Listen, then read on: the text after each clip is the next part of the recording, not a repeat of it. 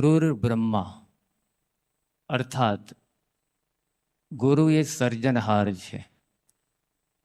ગુરુ પોતાના જીવનકાળ દરમિયાન અનેકવિધ એવા સર્જનો કરી લાખો ભક્તોને મુમુક્ષુઓને અધ્યાત્મને માર્ગે ચડાવે છે.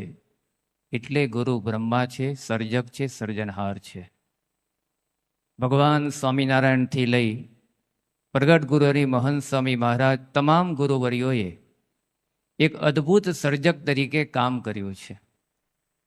પછી એ મંદિરોની રચના હોય, મહોત્સવો હોય, સંતો હોય, શાસ્ત્રોની રચના હોય, સમાજ કાર્યો કે રાહત કાર્યો હોય, આ તમામે તમામ ક્ષેત્રોમાં ગુણાતીત ગુરુવરીઓએ અદ્વિતીય અને અતુલનીય સર્જન કરી એક બ્રહ્મા તરીકે, સર્જનહાર તરીકે એક વિશિષ્ટ આપણને હૃદયમાં સૌને સ્થાન આપ્યું છે.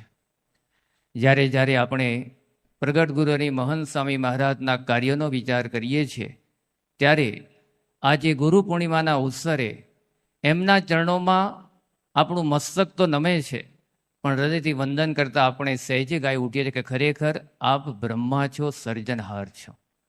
એવા હજારો મંદિરોની શૃંખલા મહંત સ્વામી મહારાજે આ છેલ્લા એમના 9-9.5 વર્ષના ગુરુકાળ દરમિયાન રચી દીધી છે. 500થી પણ વધારે શિખરબદ્ધ મંદિર, રોબિન્સહિલ અક્ષરધામ અને હરિમંદિરોના સર્જન કરી એ ખરેખર એક અદ્ભુત સર્જક તરીકે રહ્યા છે.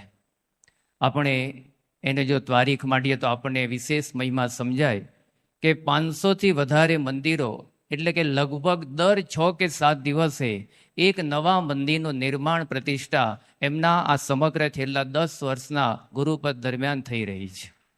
અને એમાં પણ જ્યારે 2 તારીખનો વિશેષ અભ્યાસ કરીએ, 2018ની સાલમાં ફેબ્રુઆરી મહિનાના ખાલી 20 દિવસનો એક અભ્યાસ કરીએ. 11મી ફેબ્રુઆરી 2018ના દિવસે ગુરુ હરિ મહંત સ્વામી મહારાજ મેલબોર્ન હતા અને એ વખતે પૂજ્ય ઈશ્વરચંદ્ર સ્વામીના હસ્તે અબુધાબી મંદિરનો શિલાન્યાસ થયો. ત્યારબાદ તરત જ બીજા 7 દિવસે 18મી ફેબ્રુઆરીએ જોધપુર મંદિરમાં પૂજ્ય ઈશ્વરચંદ્ર સ્વામીના હસ્તે શિલાન્યાસ થયો. બરાબર 7 દિવસ પછી અમરેલી ખાતે પનારર ભવ્ય સંકુલ એનો શિલાન્યાસ થયો અને 3જી માર્ચે બરાબર 7 દિવસ પછી પ્રગટ ગુરુ હરિ મહંત સ્વામી મહારાજે ઓસ્ટ્રેલિયાનું મુખ્ય શહેર સિડની ખાતે અત્યારે જે મંદિર બની રહ્યું છે અને સ્વામી હમણાં ત્યાં જઈને આવ્યા એ મંદિરનો શિલાન્યાસ કર્યો. માત્ર 20 દિવસના સમય અંતરાલમાં 4 ભવ્ય શિખરબદ્ધ મંદિરોના શિલાન્યાસ કરવા એ કોઈ નાની સૂની વાત નથી. આ ભવ્ય મંદિરોના નિર્માણ કાર્ય એમના આ સમય દરમિયાન આપણે જોઈ રહ્યા છીએ. એને જરા વધારે ઊંડા ઉતરીએ તો અમરેલી એક લોકલી નિર્માણ, જોધપુર એ નેશનલી, અબુધાબી એ કોન્ટિનેન્ટલી અને સિડની ઇન્ટરનેશનલી, લોકલથી લઈને ગ્લોબલી સુધીના નિર્માણ માત્ર 20 દિવસના સમય અંતરાલમાં મહંત સ્વામી મહારાજના સાનિધ્ય દરમિયાન થયા. હજુ આગળ આવીએ, જ્યારે એમની આ તારીખ માંડીએ છીએ ત્યારે 2023ની સાલમાં ગુરુ હરિ મહંત સ્વામી મહારાજે 8મી ઓક્ટોબરે અમેરિકા ખાતેનું ભવ્ય રોબિન્સહિલનું અક્ષરધામ એની પ્રતિષ્ઠા કરી. હજુ તો 2 મહિના પૂરા થયા નથી ત્યાં 7મી ડિસેમ્બર 2023 લગભગ 45 એકરથી વધારે જમીનમાં ફેલાયેલું નડિયાદનું ભવ્ય શિખરબદ્ધ મંદિર એની પ્રતિષ્ઠા કરી અને બરાબર 2 મહિના અને 6 દિવસ પછી આખા સમગ્ર વિશ્વ જેનું અત્યારે ધ્યાન ખેંચી રહ્યું છે એવું અબુધાબીનું BAPS હિન્દુ મંદિર એની 14મી ફેબ્રુઆરી 2024ના દિવસે પ્રતિષ્ઠા કરી. માત્ર 4 મહિનાના સમયગાળામાં રોબિન્સહિલનું અક્ષરધામ, અબુધાબીનું ભવ્ય મંદિર અને નડિયાદનું આટલા વિશાળ પટાંગણમાં ફેલાયેલું ભવ્ય મંદિર, 3 શિખરબદ્ધ મંદિર અક્ષરધામના નિર્માણ માત્ર ને માત્ર 4 મહિનાના ટૂંકા ગાળામાં થયા. ત્યારે આપણને ખ્યાલ આવે કે આવા મંદિરોના ભવ્ય નિર્માણ એમના સમય દરમિયાન આ થઈ રહ્યા છે. અને એમાં પણ રોબિન્સહિલનું અક્ષરધામ લગભગ 265 એકરથી વધારે જમીનમાં ફેલાયેલું આવું ભવ્ય એક અદ્વિતીય અક્ષરધામ, ઈસવીસન પૂર્વે 8મી સદીમાં આવું ભારતની બહાર અંગોરકોટ વાટમાં આવું મંદિરનું નિર્માણ થયું હતું. ત્યાર પછીના લગભગ 1200 વર્ષ પછી આટલા સેંકડો એકરોમાં ફેલાયેલું ભવ્ય રોબિન્સહિલનું અક્ષરધામ એના લોકોને દર્શન થયા. જ્યારે એ પ્રતિષ્ઠા ઉત્સવમાં આવેલા અને બહુ જ અમેરિકન વિદ્વાન અને સવાયા સનાતની ધર્મી ગણાય એવા ડેવિડ ફ્રોલી એ તો એકદમ અભિભૂત થઈ ગયા. અક્ષરધામ રોબિન્સફિલ્ડને જોઈને એમના અંતરમાં જે અહોભાવના શબ્દો ઉચ્ચર્યા એ પોતે બોલ્યા કે 1992માં જ્યારે પ્રમુખ સ્વામી મહારાજે ગાંધીનગરનું અક્ષરધામ કર્યું ત્યારે એક મોટિવેશનલ ઘટના હતી. પછી આગળ બોલ્યા કે દિલ્હીનું અક્ષરધામ પણ મેં જોયું ત્યારે એ ઘટના એ આખી ઇન્સ્પિરેશનલ ઘટના હતી. અને મને જ્યારે ખબર પડી કે અબુધાબીમાં પણ ભવ્ય મંદિરનું નિર્માણ થઈ રહ્યું છે એ સિવિલાઇઝેશન ઘટના હતી. પણ આજે જ્યારે રોબિન્સફિલ્ડ અક્ષરધામની ભૂમિ ઉપર ઊભો છું અને ભવ્ય મંદિરના દર્શન કરી રહ્યો છું ત્યારે આ ઘટના એ ટ્રાન્સફોર્મેશનલ ઘટના છે. એટલા બધા અભિભૂત થયા. જે કોઈ ત્યાં ધુરંધરો આવે, રાજદૂતો આવે કે દુનિયાના મહાન એવા પ્રતિષ્ઠિત રાજદ્વારી મહાનુભાવો આવે, બધાના એક જ સુર નીકળે છે. 7મી ઓક્ટોબર 2023 એ અક્ષરધામના દર્શન કરવા માટે યુનાઇટેડ નેશનમાંથી 30 જેટલા જુદા જુદા દેશોના રાજદૂતો પધાર્યા. સર્વનો એક જ સુર નીકળ્યો, વિશ્વ શાંતિનું વૈશ્વિક ધામ એટલે રોબિન્સફિલ્ડ અક્ષરધામ. તો સ્વામીએ આવા નાના હરિમંદિરથી લઈ રોબિન્સફિલ્ડના અક્ષરધામ ભવ્ય નિર્માણ સ્વામીએ કર્યા.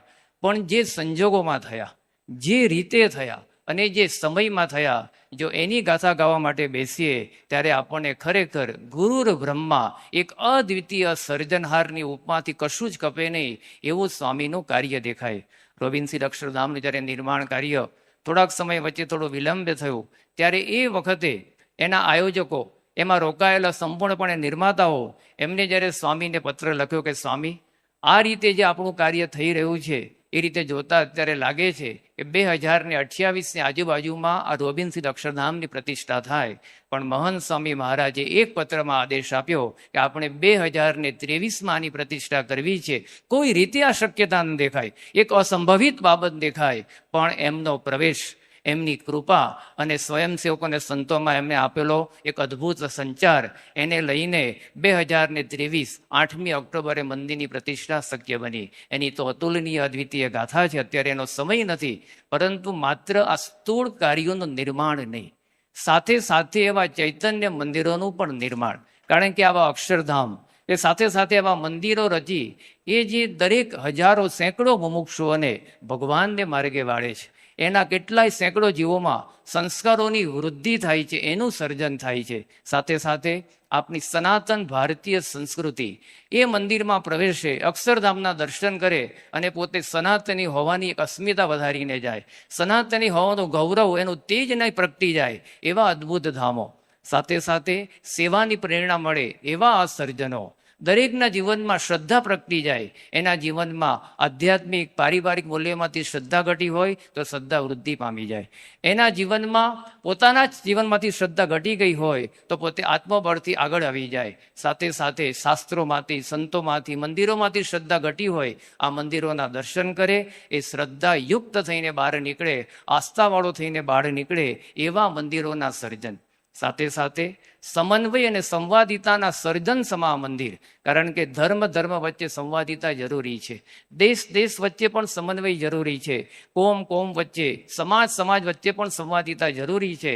આ મંદિરના પ્રાંગણમાં એવી શિબિરો અને મિટિંગો યોજાય કે જેને લઈને આ મંદિરો દ્વારા સંવાદિતા અને સમન્વયનો સંદેશ સહેજે લોકોને મળતો જાય, શાંતિ અને શીતળતાનો અનુભવ થાય, અને સૌથી શ્રેષ્ઠ વસ્તુ જે છે સતની એક વૃદ્ધિ એના જીવનમાં થાય. સત એવું આત્મજ્ઞાન અને સત એવું પરમાત્મ જ્ઞાન કે જે જીવનનો અંતિમ લક્ષ્ય છે. શાસ્ત્ર માત્રનો સાર આ અક્ષરે સહિત પુરુષોત્તમની ઉપાસના કહેતા સતની ઉપાસના છે, એની વૃદ્ધિ આ મંદિર દ્વારા થાય તો અદ્ભુત સર્જન આ મંદિરોનું આ ગુરુહરિના સાનિધ્યમાં થતું રહ્યું છે. બીજું એવું કાર્ય છે સંતોનું. સંતોની વાત હમણાં વિડીયો દ્વારા આપણે જોઈ. સ્વામીએ છેલ્લા લગભગ 9-10 વર્ષ દરમિયાન 400થી પણ વધારે સંતોને દીક્ષિત કર્યા છે. પદ, પદવી, પ્રતિષ્ઠા, પરિવાર, પૈસાને મૂકીને, સાથે સાથે કુળ, કુટુંબ, કબીલા, કલા, કૌશલ્યને, કારકિર્દીને ઠોકરે મારીને આવનારા નવયુવાન સંતો એ કેટલું બધું ત્યાગ કરીને આવે છે. માત્ર ત્યાગ કરવો એ વિશેષતા નથી, પરંતુ જે રીતે ત્યાગ કરી ત્યાગાશ્રમને માર્ગે શાસ્ત્રએ બતાવેલા આદર્શોને પ્રતિબદ્ધ કરવા માટે, સંતત્વ સાધુતાના લક્ષણોને જીવનમાં સિદ્ધ કરવા માટે જે સ્વામી પ્રેરણાઓ આપે છે એ અજોડ છે. તો આ સંતો બનાવીને સંતત્વના માર્ગે આગળ લઈ જવા એ પણ એમનું એક સર્જનહાર તરીકેનું અદ્ભુત કાર્ય છે. સાથે શાસ્ત્ર રચના. સ્વામી ગાદી પર આવ્યા પછી નૂતન સાધના મંત્ર હોય એ નૂતન આશ્રય દીક્ષા મંત્ર હોય, આરતી હોય કે મહાપૂજા હોય, અને સાથે સાથે સંતો પાસે શાસ્ત્ર તો રચાવ્યા, પરંતુ સ્વયં સત્સંગ દીક્ષાનું શાસ્ત્ર રચ્યું. માત્ર શાસ્ત્ર રચ્યું નથી, પરંતુ આજે BAPSના વિશ્વના કોઈ પણ તમે કેન્દ્રોમાં જાઓ ત્યાં તમને ભાગ્ય કોઈ એવો બાળક કે બાલિકા મળશે જેને સત્સંગ દીક્ષા ગ્રંથ સંસ્કૃતમાં મોઢે ના કર્યો હોય. આ સ્વામીએ શાસ્ત્રોને પ્રત્યારોપણ કરી દીધો છે. આ બહુ મોટી વિશેષતા છે. જે સંસ્કૃત અત્યારે ભૂસાતું જાય છે, જે દેવનાગરી લિપિ આ સંસ્કૃત ભાષા અત્યારે ભૂલાતી જાય છે, લોકો એના પ્રત્યે એલર્જી સેવે છે, એના બદલે મહંત સ્વામી મહારાજે નાના નાના 3 વર્ષના બાળકથી લઈ આ બાળકોની અંદર એવું મિશન મૂકી દીધું કે આ સત્સંગ દીક્ષાનો સંસ્કૃતમાં મુખપાઠ કરો. આપણને જાણીને આશ્ચર્ય થશે. આ 2025ના વર્ષમાં લગભગ 35,000થી વધારે બાળ બાલિકા સત્સંગ દીક્ષાનો સંસ્કૃતમાં મુખપાઠ કરી રહ્યા છે. આ એક બહુ જ મોટા સર્જનહાર કરી શકે, એ સિવાય આ શક્ય જ નથી.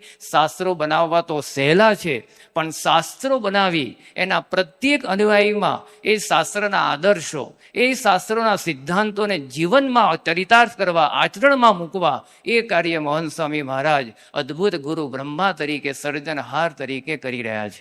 સાથે સાથે એવી સમાજ સેવા હોય કે રાહત કાર્યો, જ્યારે એની વાત આપણે કરીએ છીએ ત્યારે આપણને સરળ દેખાય કોરોના કાળ યાદ આવે. 2020 માર્ચની 22થી શરૂ થયેલો 2021ના લગભગ એન્ડિંગ સુધી 1.5 વર્ષ સુધી ભયંકર મહામારીનો સમય આ કોરોના કાળ ચાલ્યો.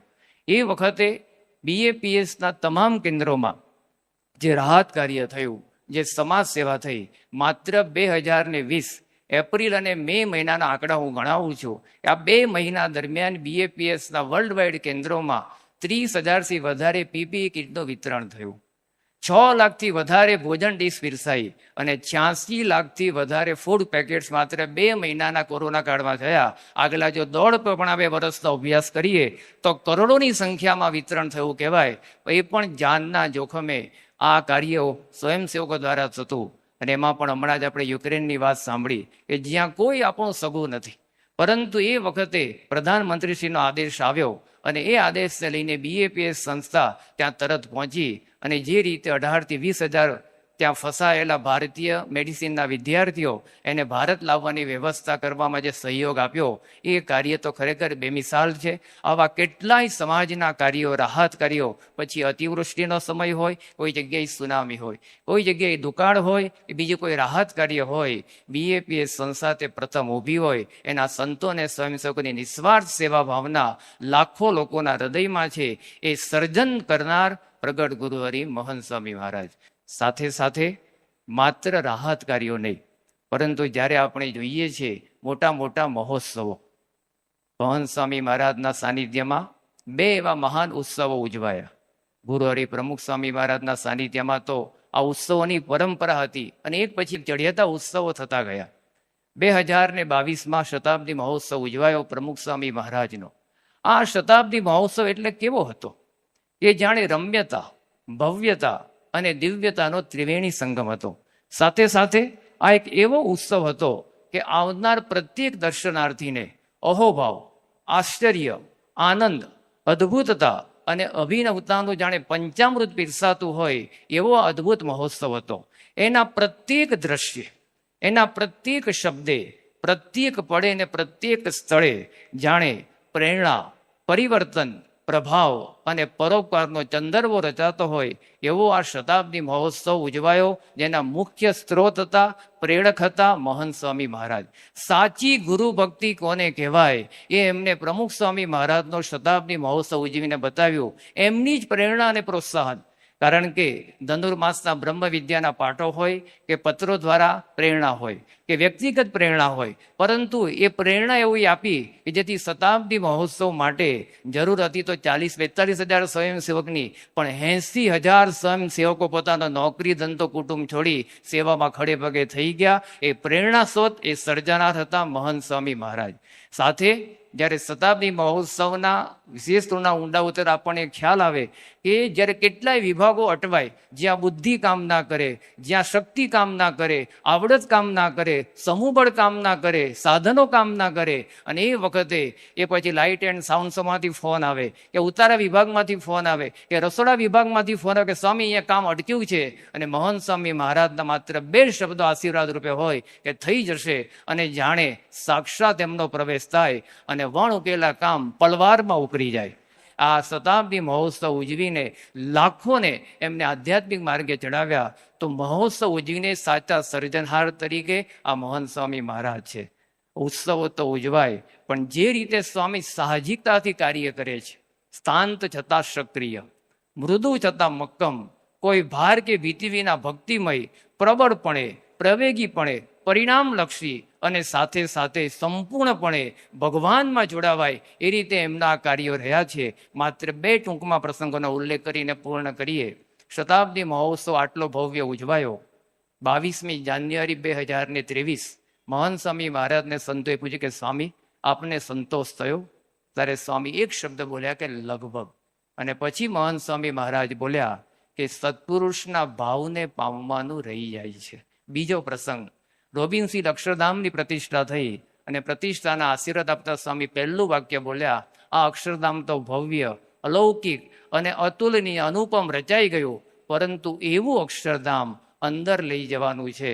અને પછી સ્વામી બોલ્યા, બહાર તો અક્ષરધામ થઈ ગયું, પણ એ અક્ષરધામ અંદર લઈ જવાનું છે, અને અંદર બધી ધામધૂમ કરવાની છે, તો દેહ સિદ્ધ થયો ગણાય. માત્ર સ્થૂળ કાર્યો નહીં, માત્ર બાહ્ય દેખાય એના માટેના કાર્યો નહીં, પરંતુ અંદર અક્ષરધામ રચાય એ એમનો મુખ્ય સર્જનનો હેતુ છે.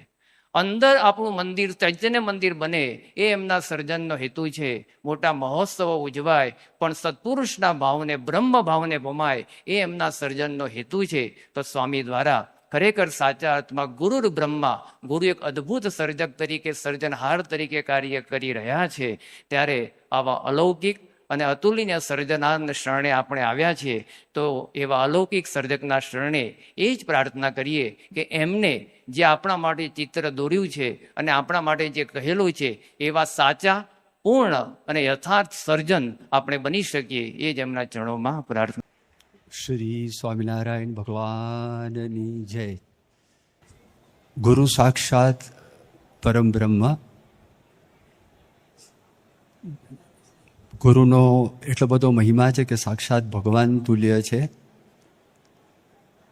એવી આ બહુ જ પ્રસિદ્ધ શ્લોકની અંદર એ વાત આપણે સમજાવેલી છે.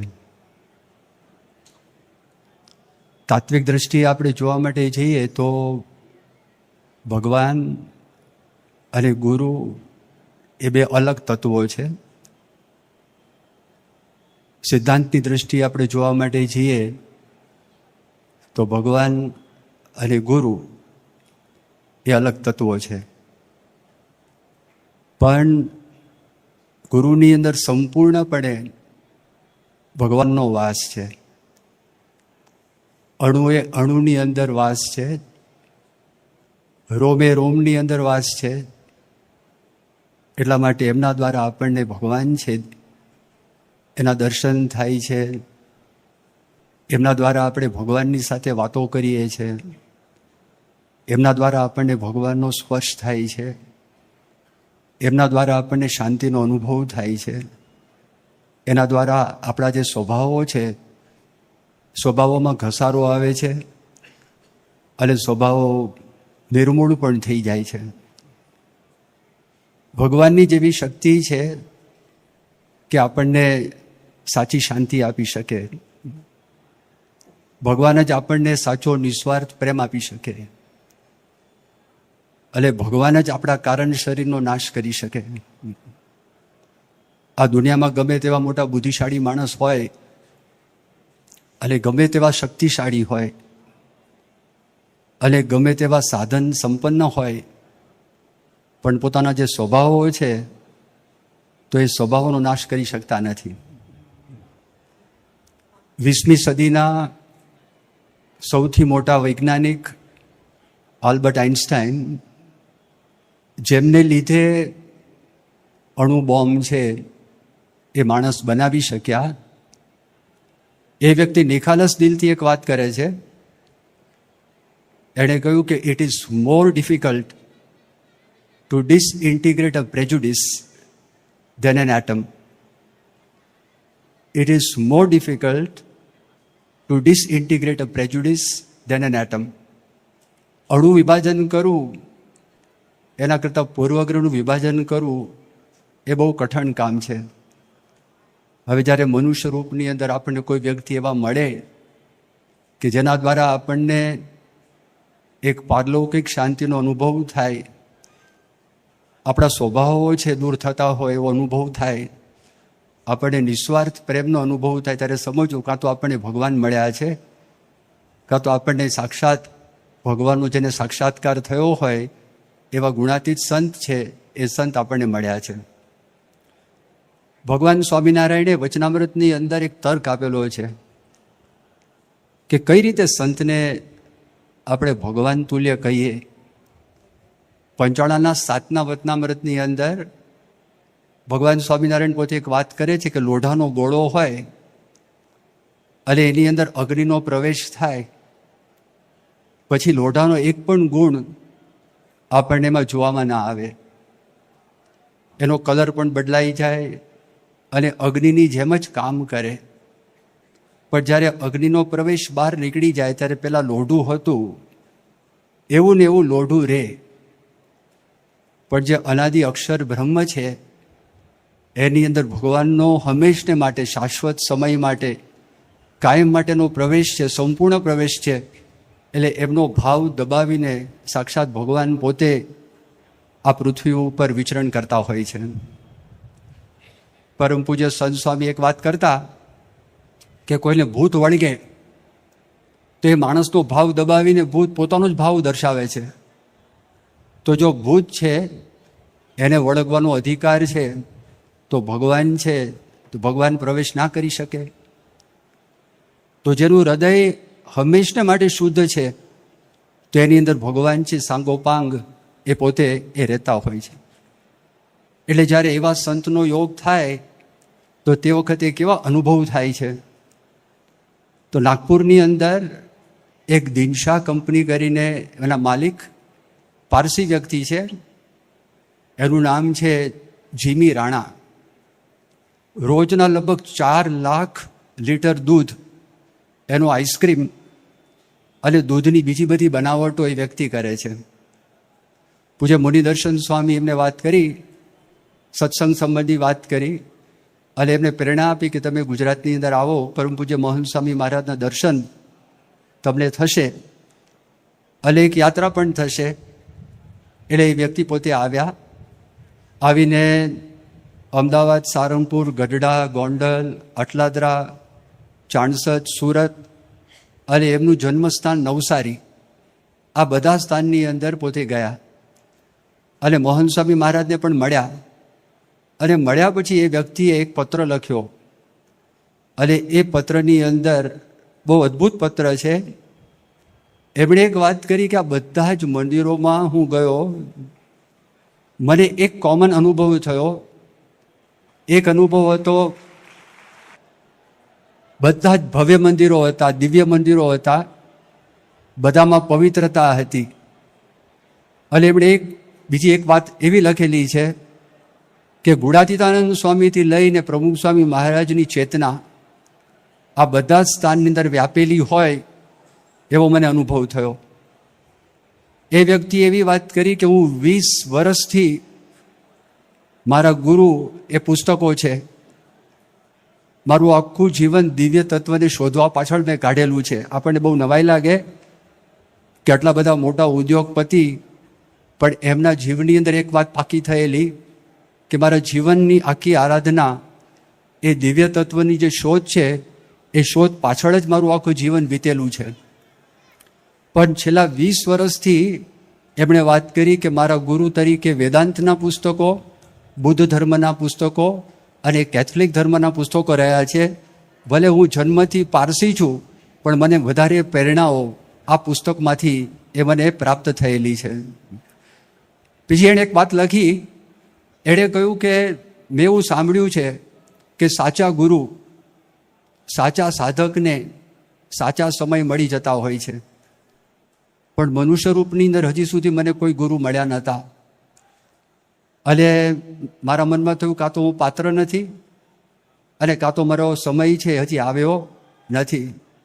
પણ 23મી નવેમ્બરનો દિવસ 2021ની સાલ, એ 2021ની સાલની અંદર ગોંડલમાં જ્યારે મને પરમ પૂજ્ય મોહન સ્વામી મહારાજ એમના દર્શન થયા અને તે વખતે મારી જે ગુરુની શોધ હતી એ ગુરુની શોધ પૂરી થઈ ગઈ. મને સાચા ગુરુ મળ્યા છે એવો વિશ્વાસ આવ્યો. એમણે મારી સામે એક નજર કરી, એ પ્રેમભરી નજર હતી અને એ નજરમાં મને પ્રતીતિ આવી ગઈ. અને પ્રતીતિ એ આવી ગઈ કે અનંતતા સુધી આ ગુરુ મને દોરી જશે, એની શક્તિ પણ છે. હું મનોમન આ ગુરુ સાથે વાર્તાલાપ કરું છું અને મને વિશ્વાસ છે કે મને માર્ગદર્શન અને આશીર્વાદ છે એ આશીર્વાદ આપતા રહેશે. બીજી એક વાત કરી કે કેથોલિક ધર્મની અંદર એક મહિલા થઈ ગયા, એનું નામ છે સેન્ટ થેરેસા, એ લિઝિયાના સેન્ટ થેરેસા. તો એણે પોતે પોતાની વાત કરી, માય વોકેશન ઇઝ લવ, મારો વ્યવસાય એ પ્રેમ છે. અને બીજી એમણે એક વાત કરી, આઈ એમ લવ, હું પોતે જ પ્રેમ છું.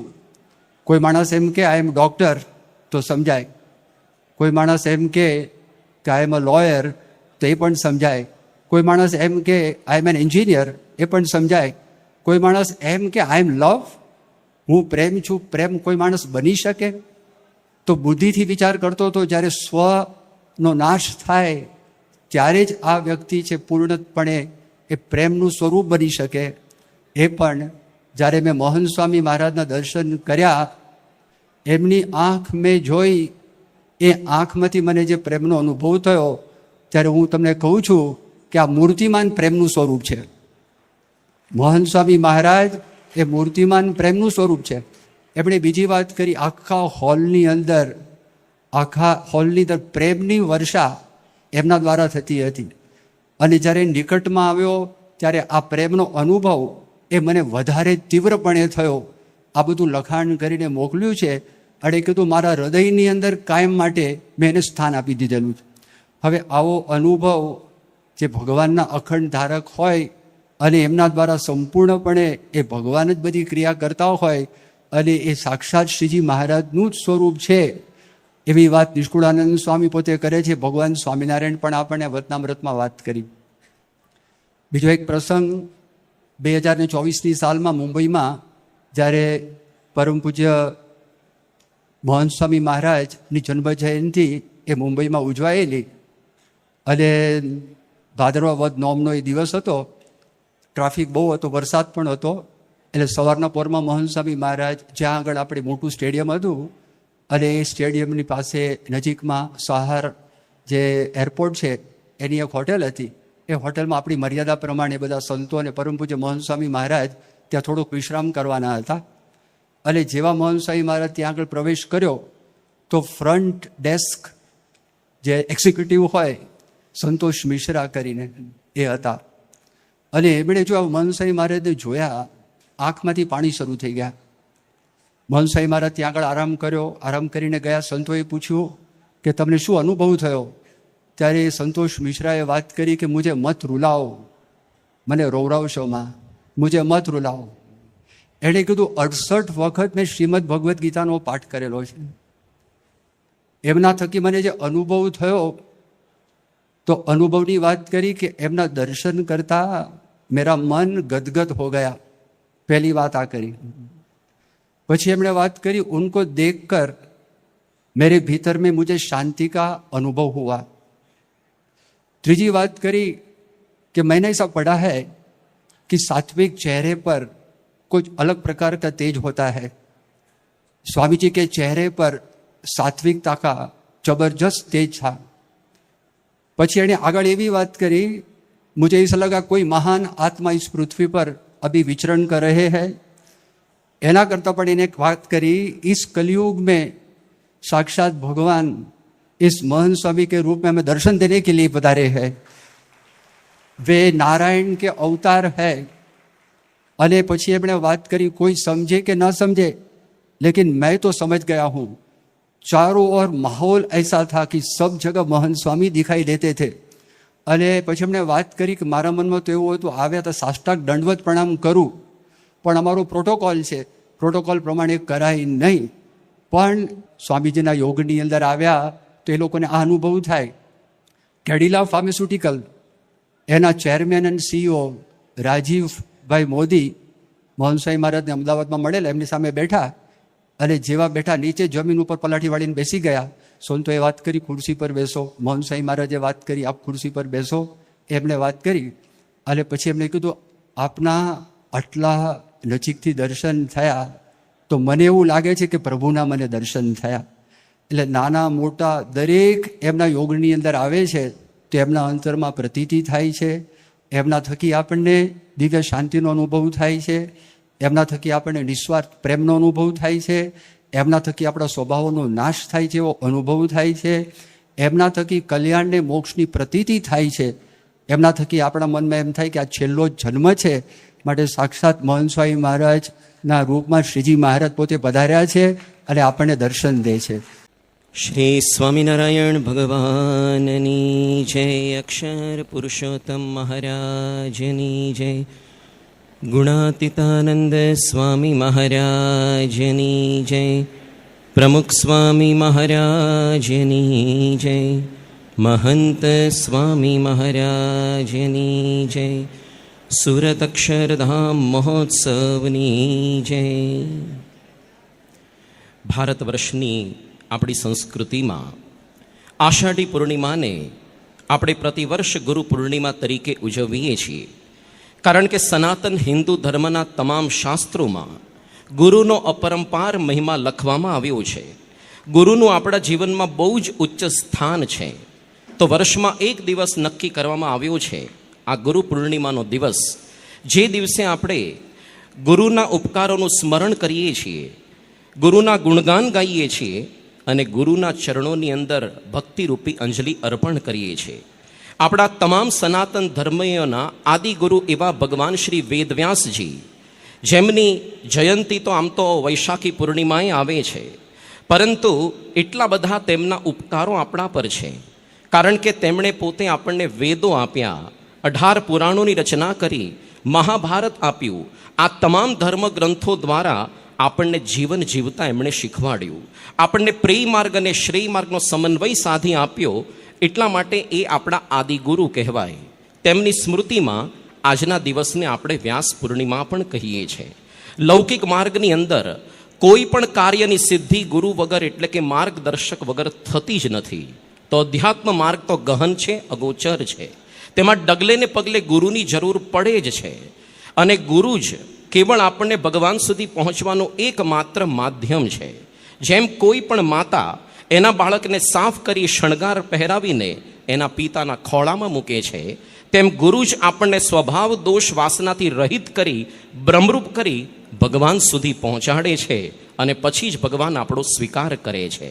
જેમ કોઈ પણ બાળકની માતા એના પિતાની ઓળખાણ માતા જ કરાવે છે, એવી જ રીતે ગુરુ જ આપણને ગોવિંદ સુધી પહોંચાડે અને ભગવાનની ઓળખાણ કરાવે છે. અધ્યાત્મ માર્ગની અંદર જ્યારે સાધક ચાલે છે, એને પ્રશ્ન થાય છે કે મારે ભગવાન પામવાનો કયો માર્ગ પસંદ કરવો. એ વખતે ગુરુ આપણા સાચા માર્ગદર્શક બને છે. એટલા માટે જ કબીરજીએ લખ્યું કે ગુરુ બિન કૌન બતાવે બાટ, બડા વિકટ યમઘાટ. આપણને જો કંઈ રોગ થયો હોય, પોતાની રીતે મેડિકલ સ્ટોરમાં જઈને કોઈ પણ દવા ન લેવાય, પરંતુ ડૉક્ટર પાસે જવું પડે. ડૉક્ટર આપણા રોગનું યથાર્થ નિદાન કરીને આપણને પ્રિસ્ક્રિપ્શન લખી આપે, પછી જ એ દવા લેવાય. તો આપણને અનાદિકાળથી જન્મ મરણનો રોગ લાગુ પડ્યો. એ જ્યારે સાચા ગુરુ પાસે જઈએ ત્યારે રોગનું નિદાન કરે અને આપણને સાચી મુક્તિરૂપી ઉપાય આપણને સૂચવે છે. એટલા માટે જ મુક્તાનંદ સ્વામીએ લખ્યું કે સંત ધન્વંતર વૈદ્યસમ, જૈસો રોગી જેહુ, મુક્ત બતાવત તાહુ કો, તૈસો ઔષધ તેહુ. પોતાની રીતે અધ્યાત્મ જ્ઞાન પ્રાપ્ત કરવા ગમે તેટલા શાસ્ત્રોનું વાંચન કરો, પણ જ્ઞાન ન થાય. કારણ કે ગુરુ બિન જ્ઞાન નહીં, ગુરુ બિન ધ્યાન નહીં, ગુરુ બિન આત્મવિચાર ન લહત હૈ. આપણા સંપ્રદાયની અંદર મોટા અક્ષર સ્વામી કરીને થયા, જેમનું મૂળ નામ હતું અક્ષર પુરુષ સ્વામી. એક વખત શાસ્ત્રીજી મહારાજ સમક્ષ એમણે પોતાની મૂંઝવણ રજૂ કરી કે સ્વામી, આપે મને સાધુ તો બનાવ્યો, પરંતુ જ્ઞાન તો આપ્યું નહીં. શાસ્ત્રીજી મહારાજે તેમને પોતાની સન્મુખ બેસાડ્યા અને પોતાના હાથનો અંગૂઠો કપાળ પર અડાડ્યો. વચનામૃત આખું એક સાથે કંઠસ્થ થયું. જ્ઞાન મૂલમ ગુરોહો કૃપા, જ્ઞાન ફલમ ગુરોહો કૃપા. પોતાની રીતે જો અધ્યાત્મ માર્ગમાં સાધના કરીએ અનેક વર્ષો લાગે, પરંતુ ગુરુ જો મળી જાય સાધના માર્ગની અંદર ગતિ પ્રદાન કરી દે. રામકૃષ્ણ પરમહંસ એક વખત ગંગા કાંઠે બેઠા હતા. એક ભાઈએ પૂછ્યું કે જીવનમાં ગુરુની જરૂર શું છે? રામકૃષ્ણ પરમહંસે ગંગામાં એક હોડી દેખાડી કે આને કોલકાતા સુધી પહોંચતા કેટલો ટાઈમ લાગે? પેલા ભાઈએ કહ્યું કે એ તો હલેસા મારી મારીને મરી જાય તો 5 કલાકે માંડ પહોંચે, પણ જો એને સ્ટીમર સાથે જોડી દે તો અરે તો સડસડાટ પહોંચી જાય. તેમ અધ્યાત્મ માર્ગની અંદર જો ગુરુ મળી જાય તો સાધના માર્ગમાં ગતિ પ્રદાન થઈ જાય. એટલા માટે તુલસીદાસે લખ્યું છે, એક ઘડી આધી ઘડી તાકી પુની આધ, તુલસી સંગત સંત કી કટે કોટી અપરાધ. ગુરુ જ સાધના માર્ગની અંદર આપણા માટે રોલ મોડલ છે. જેમ કોઈ પણ વ્યક્તિને ક્રિકેટર બનવું હોય, બિઝનેસમેન કે પોલિટિશિયન, એના જીવનમાં કોઈક આદર્શ હોય, એમ અધ્યાત્મ માર્ગની અંદર અક્ષરધામ સુધી પહોંચવા આવા ભગવત સ્વરૂપ સંત એ જ આપણા માટે રોલ મોડલ છે. કારણ કે જેમ વાછરડું એ ગાયની નિશાની છે, વાછરડાને જોઈને પ્રતીતિ થાય કે ગાય હોવી જોઈએ, એમ આવા ભગવત સ્વરૂપ સંતને જોઈને પ્રતીતિ થાય કે ભગવાન હોવા જોઈએ. બાકી જો આવા ભગવત ગુણોના ધારક સંત જ ન હોય તો અધ્યાત્મ માર્ગની અંદર આપણને ઉત્સાહ આવે કેવી રીતના? કારણ કે બાળ્યા વગરની ભક્તિ કરવી, કઈ ઠેકાણે જાવું, અટકળના ફાતિયામાં શું ચોળીને ખાવું. આ જન્મ મરણમાંથી છૂટવા માટે મુક્તિનું દ્વાર એકમાત્ર સંત બતાવ્યા છે ભાગવતમાં. પ્રસંગમજરમ પાશમ આત્મનઃ કવયો વિદુઃ સ એવ સાધુ સુકૃતઃ મોક્ષદ્વારમ અપાવૃતમ. પ્રસંગમ એટલે કે આત્મબુદ્ધિ. જેવી પોતાના સંબંધીઓ પ્રત્યે છે આત્મનઃ, એવી સાધુ સુકૃત ભગવાનના અખંડ ધારક સંત પ્રત્યે જો થાય તો મોક્ષ દ્વારમ અપાવૃતમ, મોક્ષનું દ્વાર ઉઘાડું થાય છે. સનાતન ધર્મના તમામ શાસ્ત્રોમાં ભગવાનને રહેવાનું સ્થાન કેવળ અને કેવળ સંત જ બતાવ્યા છે. તુલસીદાસે લખ્યું, રામ મિલન કે કારણે જોતું ભયો ઉદાસ, તુલસી સંગત સંત કે રામ જિન્હો કે પાસ. એવી જ રીતે કબીરજીએ લખ્યું, સાહબ કા ઘર સંત ન માહી, સંત સાહબ કછું અંતર નાહી. કેવળ ભગવાનને રહેવાનું સ્થાન નહીં, પરંતુ ભારત વર્ષની અંદર તો ગુરુને ભગવાન તુલ્ય ઉપમા આપવામાં આવી છે. ગુરુ ગીતાનો આ મંત્ર ભારતના નાનામાં નાના બાળકથી દરેક વૃદ્ધને આવડતો જ હોય. સમૂહની અંદર આ મંત્રનું આજે આપણે સૌ ગાન કરીએ. ગુરુર બ્રહ્મા ગુરુર વિષ્ણુ ગુરુર્દેવો મહેશ્વરઃ ગુરુ સાક્ષાત પરમ બ્રહ્મ તસ્મૈ શ્રી ગુરવે નમઃ. ગુરુને કેવળ ભગવાન તુલ્ય સ્થાન ન આપ્યું, પરંતુ કબીરજીએ તો એનાથી પણ અધિક કહ્યા કે ગુરુ ગોવિંદ દો ખડે કિસકો લાગો પાય, બલિહારી ગુરુ દેવ કી ગોવિંદ દિયો બતાય. તો આટલો બધો મહિમા જ્યારે ગુરુનો લખ્યો હોય, ભગવાનથી પણ અધિક, તો એના લક્ષણ પણ વ્યવસ્થિત હોવા જોઈએ. એ સામાન્ય કોઈ ભગવાધારી ન હોય, પરંતુ સાક્ષાત ભગવત સ્વરૂપ હોય અને અક્ષર બ્રહ્મ રૂપ હોય તો જ આવા ગુરુના લક્ષણ સંભવી શકે. એટલા માટે ગુરુ ગીતામાં ગુરુ શબ્દની વ્યાખ્યામાં જ આવા જે સંત કે ગુરુ અક્ષર બ્રહ્મરૂપ હોવા જોઈએ એવી સ્પષ્ટ વાત કરી છે. ગુકારહ તુ અંધકારઃ સ્યાત, રૂકારહ તેજઃ ઉચ્યતે, અજ્ઞાન ગ્રાસકમ ગુરુઃ બ્રહ્મ એવ ન સંશય. આપણા જીવનમાંથી અજ્ઞાનરૂપી અંધકાર દૂર કરીને ભગવાનનું તેજ પાથરી દે એવા જે સંત બ્રહ્મ એવ ગુરુઃ, અક્ષર બ્રહ્મ જ હોય. કોઈ પણ ભગવા ધારણ કરીને એટલે ગુરુ બનાતું નથી. ઘણી વખત લોકો માને છે કે અધ્યાત્મ સાધનામાં ગુરુની જરૂર જ નથી, સીધા ભગવાનમાં જોડાણ કરો. પણ સનાતન ધર્મનું એક પણ શાસ્ત્ર એવું નથી કે જ્યાં ભગવાન સુધી પહોંચવા માટે, બ્રહ્મ વિદ્યા પ્રાપ્ત કરવા માટે, માયાથી મુક્ત થવા માટે ગુરુના શરણે જવાની વાત ન કરી હોય. એ પછી ઉપનિષદ હોય, ભાગવત હોય કે ગીતા હોય. આજે આપણે એક ખાલી મુંડક ઉપનિષદના શ્લોક દ્વારા આપણે સમજીએ, તદ વિજ્ઞાનાર્થમ સ ગુરુમ એવ અભિગચ્છેત. જો બ્રહ્મ વિદ્યા પ્રાપ્ત કરવી હોય, ગુરુના શરણે જવું જ ફરજિયાત લખ્યું, એવ અભિગચ્છેત એના લક્ષણ પણ લખ્યા. કેવા હોવા જોઈએ?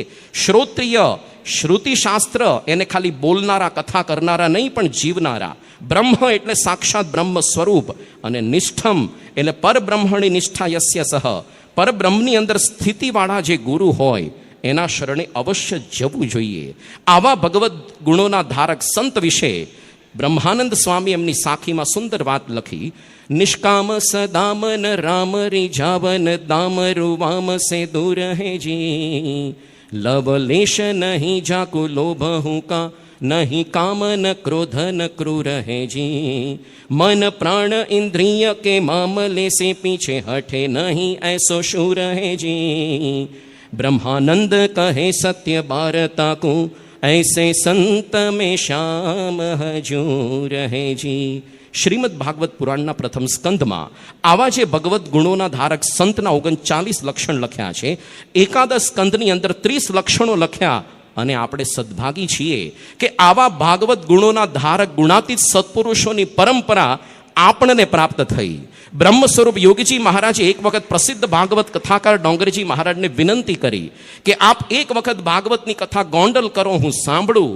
અને એ વખતે ડોંગરેજી મહારાજ ગદગદ થઈ ગયા કે સ્વામી આપ શું બોલો છો, અને આપ સ્વયં ભાગવત સ્વરૂપ સંત છો, ભાગવતની સામે મારે ભાગવત ન કહેવાય. શ્રીમદ ભગવદ્ ગીતાની અંદર સંતના લક્ષણ જુદા જુદા શબ્દો દ્વારા વર્ણવ્યા. કોઈક જગ્યાએ એમને સ્થિત પ્રજ્ઞ કહ્યા, ક્યાંક જીવન મુક્ત, કોઈક જગ્યાએ યોગી, અને કોઈક જગ્યાએ સચમે પ્રિય, પ્રિય ભક્ત તરીકે, અને અમુક જગ્યાએ ગુણાતીત સહ ઉચ્યતે એટલે ગુણાતીત સત્પુરુષ રૂપે વર્ણન કર્યા છે. પ્રમુખ સ્વામી મહારાજનું બાયપાસ ઓપરેશન જેમણે કર્યું હતું એવા ડૉક્ટર સુબ્રમણ્યમજી, એમણે એક વખત એમના સાથી ડૉક્ટર અતુલ ચોકસીને કહ્યું હતું કે you read the Gita daily, but today I will take you to a person who lives the Gita daily. તો આવા જે સંત છે એની અંદર શાસ્ત્રના તમામ લક્ષણો સમાયા છે. કદાચ આપણને આટલા બધા લક્ષણો વાંચવાનો સમય ન હોય. ભગવાન સ્વામિનારાયણે સંતના 5 લક્ષણ શાસ્ત્રના સાર રૂપે વચનામૃતમાં કહ્યા. શાસ્ત્રે કહ્યા જે નિષ્કામ, નિર્લોભ, નિસ્વાદ, નિસ્નેહ, નિર્માન ઇત્યાદિક સંતના લક્ષણ, તેને સાંભળીને એવા લક્ષણ જ્યાં દેખાય એવા જે સંત તેને અને ભગવાનને સાક્ષાત સંબંધ હોય, માટે એવા સંતને વચને કરીને ભગવાનનો નિશ્ચય કરવો. અને આપણે ભાગ્યશાળી એટલા માટે છીએ કે આપણા સ્વામિનારાયણ સંપ્રદાયમાં આવા ભગવત સ્વરૂપ સંત એ પૃથ્વી પરથી ક્યારેય જતા જ નથી. કારણ કે ભગવાન સ્વામિનારાયણે આપણને વરદાન આપ્યું છે, આ જીવને જ્યારે ભરતખંડને વિશે મનુષ્ય દેહ આવે છે ત્યારે ભગવાનના અવતાર કા ભગવાનના સાધુ એ જરૂર પૃથ્વી પર વિચરતા હોય, તેની જો એ જીવને ઓળખાણ થાય તો જ એ જીવ ભગવાનનો ભક્ત થાય છે. અને એવી જ રીતે ગુણાતીતાનંદ સ્વામીએ પણ લખ્યું છે કે હું તો ચિરંજીવી છું, તમારા બધાના દેહ એ તો 5-10 વર્ષમાં પડી જશે. આપણો સ્વામિનારાયણ સંપ્રદાય કહેવાય છે. ગુરુ પરંપરા જ્યાં હોય એ જ સંપ્રદાય કહેવાય. આપણે ભાગ્યશાળી છીએ કે એ જ ગુણાતીત પરંપરાનો વારસો આજ દિવસ સુધી આપણને પ્રાપ્ત થયો છે પ્રમુખ સ્વામી પછી મહંત સ્વામી મહારાજ રૂપે.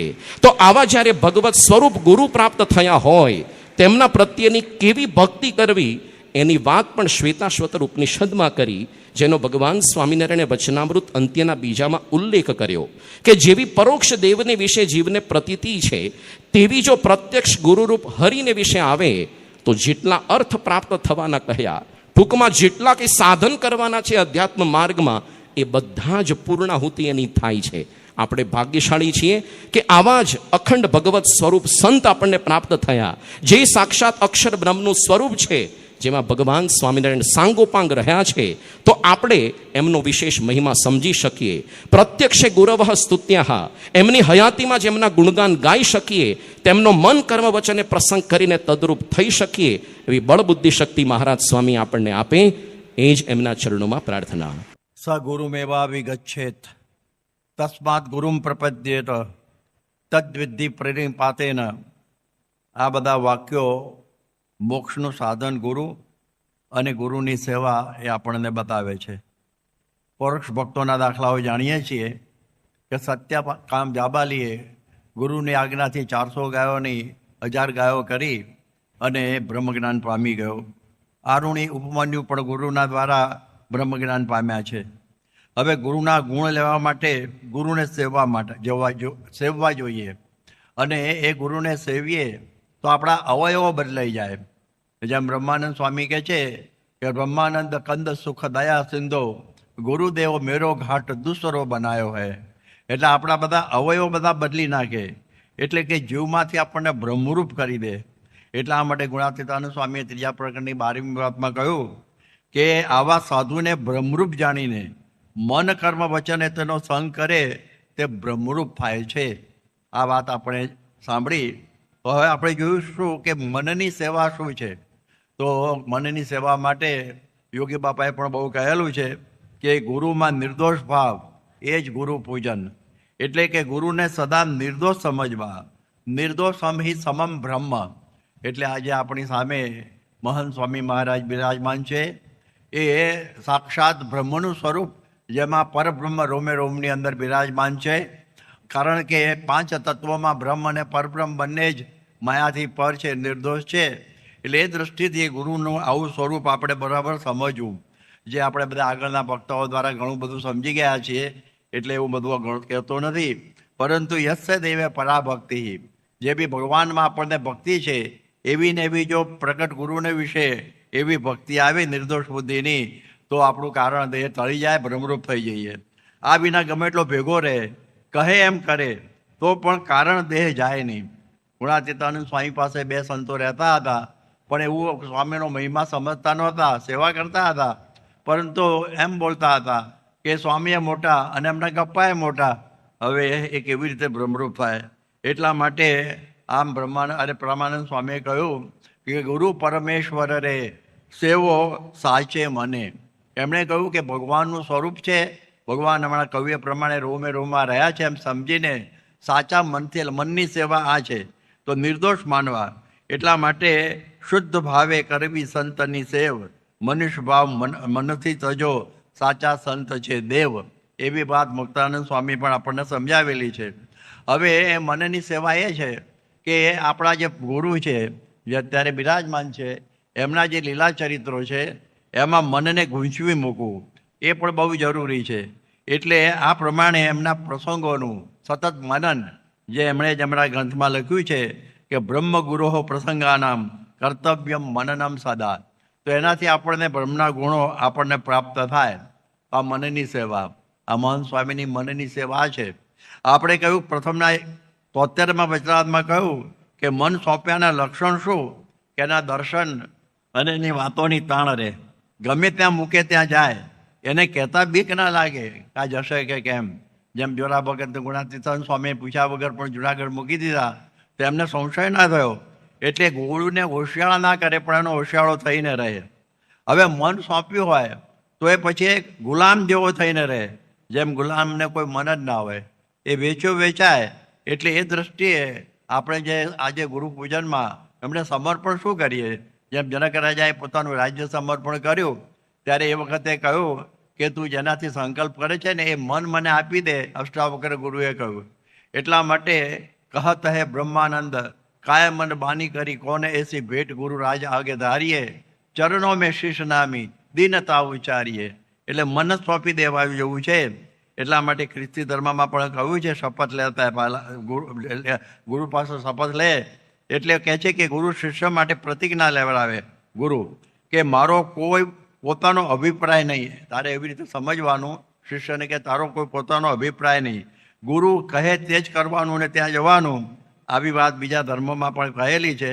વળી આપણે જોઈએ કે ગુરુની પાસે સેવવાનું તો મન એમની પાસે ખુલ્લું કરી દેવાનું, એટલે નિષ્કપટ થઈ જવાનું. એટલે આપણે જેમ હોમિયોપેથીમાં આપણે જેટલા નિષ્કપટ થઈએ, ડૉક્ટર પાસે એટલી દવા સારી લાગે. એટલે મનનું બધું જ ગુરુને કહી દેવું. અને વળી પાછું પ્રથમના 76માં વચનામૃતમાં કહ્યું કે આપણા પંચવર્તમાનમાં કોઈ વાતે ખોટ ના હોય. આપણા મનનું મમતું મુકાવીને એમના ગમતામાં રાખે તો પણ રંચ માત્ર મળો પડે નહીં. ત્યારે સમજવું કે પાકો હરિભક્ત થયો કહેવાય. આ મનની સેવા આ બહુ અઘરું છે, અતિ કઠણમાં કઠણ છે. જેમ 1994માં રાજકોટમાં એક વખત ગોષ્ઠીમાં પ્રમુખ સ્વામી બોલેલા કે મારે મન જોગી મહારાજ એટલે જોગી મહારાજ, મારે ત્યાં ચડાવનારા હતા પણ મારે ચડી જવું નહોતું. એવી પ્રકારે એમને યોગી બાપાએ એ જ મન એટલે કે છે કે ગીતામાં પણ આ જ કહ્યું, મન મના ભવ. ગુરુ કે એ જ મન રીતે સમજવું આવું. મય એવો મન આધત્સ્વ. ગુરુમાં જ મનને જોડી દઈએ તો આપણને બધી રીતની અનુકૂળતા થાય. જેમ ભગતજીને ગિરનાર બોલાવવાનું કહ્યું તો એમને મનમાં એવો સંકલ્પ ના થયો કે આવતો છે ગિરનાર તો કંઈ ઉપડ્યા જ.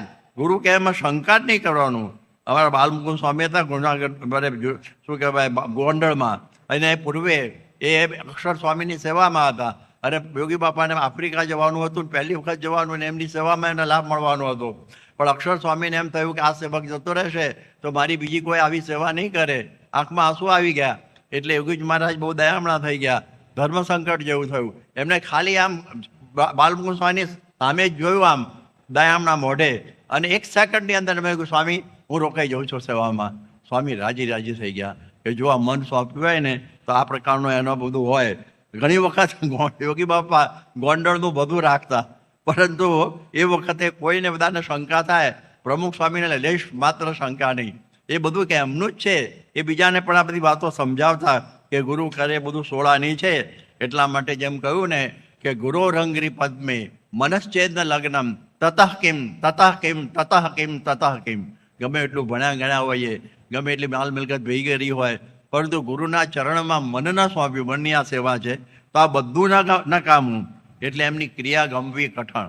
જે બધું કરે, જે લીલા કરો તમે લાલ, તેને સમજવું અલૌકિક ખ્યાલ. આ મનની સેવા અતિ કઠણ. તમે જુઓ, પ્રમુખ સ્વામી વાત કરતા કે સારંગપુરને આગળ દરવાજાનો જે પુલ જે છે ત્યાં પુલ છે એ કેટલો કરવો, એટલે એમની બધી ઈચ્છા હતી કે 24 ફૂટનો. અને એ વખતે પ્રમુખ શાસ્ત્રી મહારાજની 24 ફૂટની, અને કે આટલું કોણ બહુ આવવાને 16 ફૂટ બહુ થઈ ગયું. પણ જ્યારે શાસ્ત્રી મહારાજની ઈચ્છા જાણી કે આ તો 24 ફૂટની જ કરવાની વાત કરે છે, એટલે તરત જ મનનું બધું મૂકી દીધું. એવું વાત છે. બાકી તો ઘણી વખત કંઈ જવાનું હોય તો કે કહેશો તો જઈશ, નહીં કહેશો તો જઈશ, તો એના ઉપર કંઈ રાજીપો થાય નહીં. આ મન સોંપ્યું ના કહેવાય. મહંત સ્વામી મહારાજને જ્યારે એમને 1957 પહેલી દીક્ષા આપી ગોંડલમાં, હવે એકદમ ધડાકાબંધ આપી, રાતે જ વાત કરી દીધેલી. મનમાં થોડું હતું કે આપણે તો જ્યારે ઘેર હશું તો ત્યારે બધા સગા સંબંધને ત્યાં જમવાનું, બીજું બધું મળવાનું હશે. પણ એ બધા વિચારો 1 સેકન્ડમાં એમણે બધા બંધ કરી દીધા. એટલે કોઈ સ્વામીને કહ્યું પણ નહીં કે મારા મનમાં આવું હતું, આ તો અમારી સાથે ગોષ્ઠીમાં વાત થતી હતી. તો આપણને ખ્યાલ આવે કે બધું મૂકી દીધેલું. આ મનની સેવા. હવે આપણે ટૂંકમાં કર્મની સેવા ઉપર જઈએ તો યોગી બાપા બહુ કહેતા ભક્તાનુવૃત્ત્યા. ભક્તિ એટલે અનુવૃત્તિ. એટલે આ આંબા સુકાય છે એવું કહ્યું, એટલે ભગતજીએ બધા આંબાને પાણી પાઈ દીધું. ચૂનાની ભઠ્ઠી જ્યારે કરવાનું થયું ત્યારે લોકો કહેતા કે આવું ના થાય, મરી જઈશ તો ગુણાતીત ઉપર દેહ કુરબાન છે. એવી વાત એમણે કરેલી.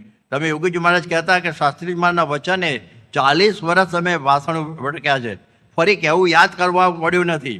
મજૂરો માટે પણ રોટલા ઘડતા હતા. એવી રીતે સત્પુરુષના વચને જે કરે એ બધી સત્કર્મે વાત કરતા. રાત્રે 2 વાગે મહેમાનો આવ્યા હોય તો શાસ્ત્રી મહારાજ એમને ઉઠાડતા, જોગીને એના વગર મારું કોણ આ પ્રમાણે શોભાડશે. શંકા જ નહીં, કરીશ છે વચનમ તવ, જેમ આપ કહેશો એમ જ કરીશ.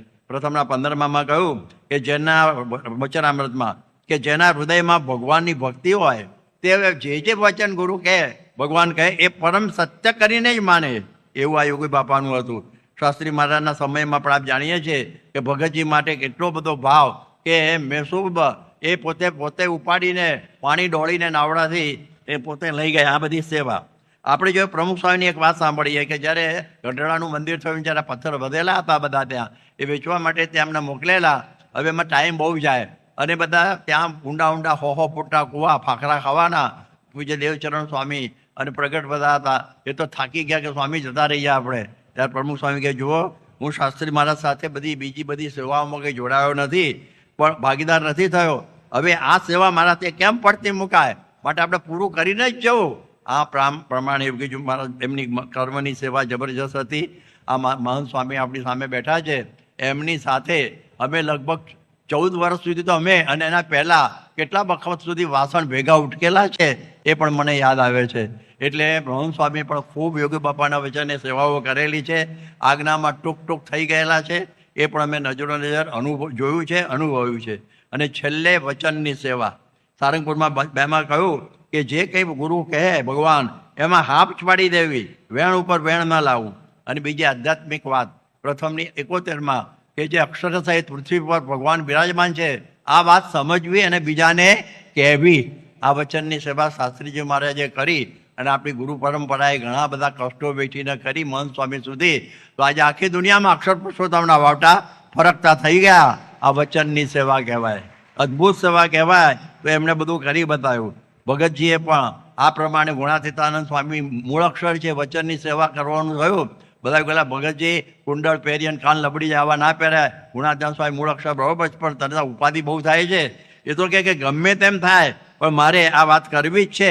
જેમ મધ્યના 57માં કહ્યું કે જે આપણને આ જ્ઞાન સમજાયું હોય અને જો બીજાને ન કહીએ તો જ્ઞાન સમજાવવાનો અર્થ શું? એ બધી વાતો એમણે કહી. અને પછી કહ્યું કે પવિત્રાનંદ સ્વામી જેવા ધુરંધરને પણ એમણે આ વાત કરી નાખી, ગુણાતીતાનંદ મૂળ અક્ષર.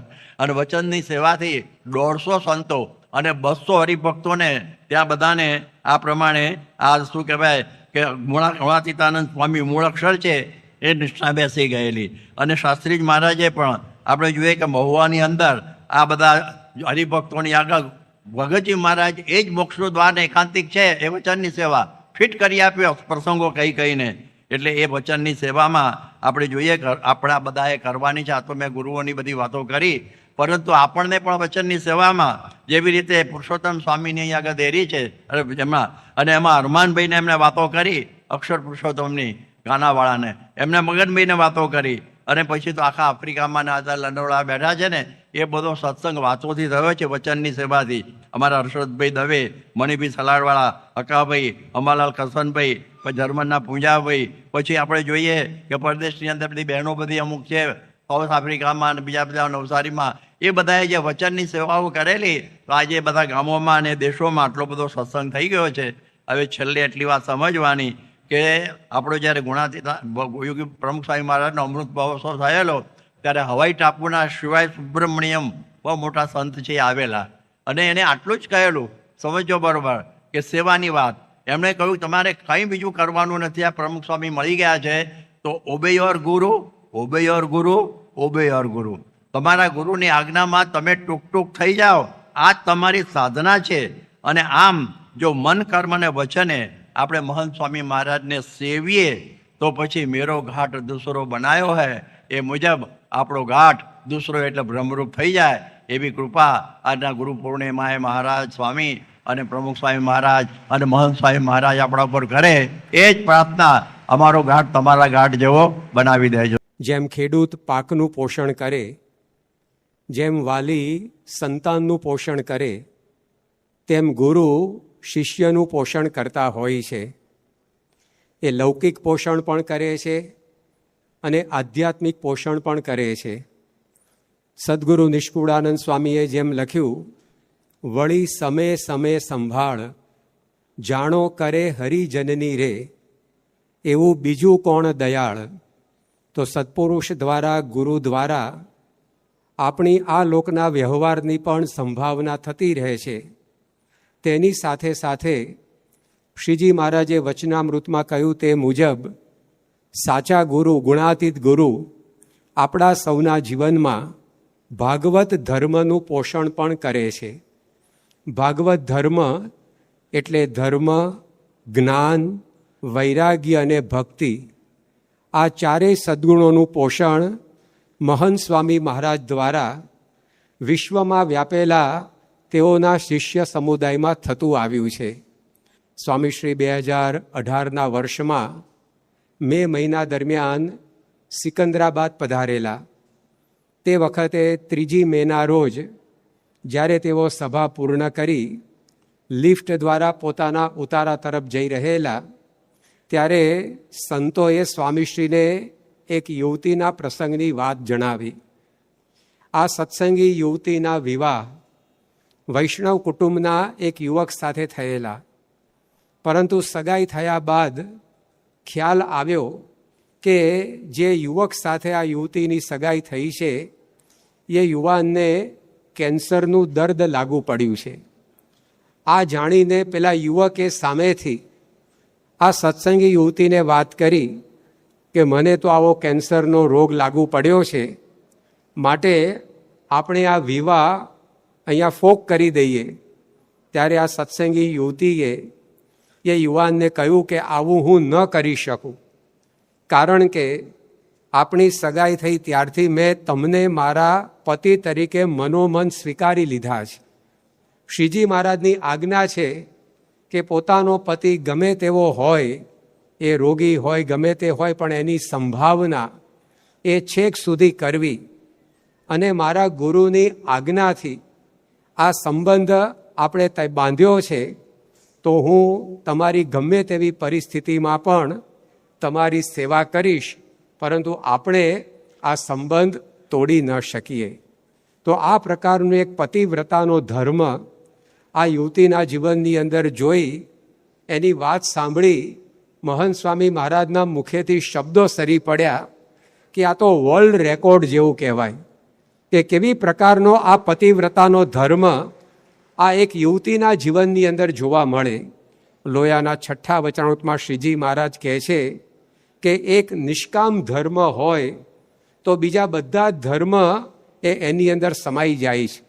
તો આ સ્ત્રી પુરુષની મર્યાદા સંબંધી ધર્મ એ મહંત સ્વામી મહારાજના યોગમાં સૌ આશ્રિતોના જીવનમાં કેવો દ્રઢપણે સિંચાય છે એનું આ દર્શન છે.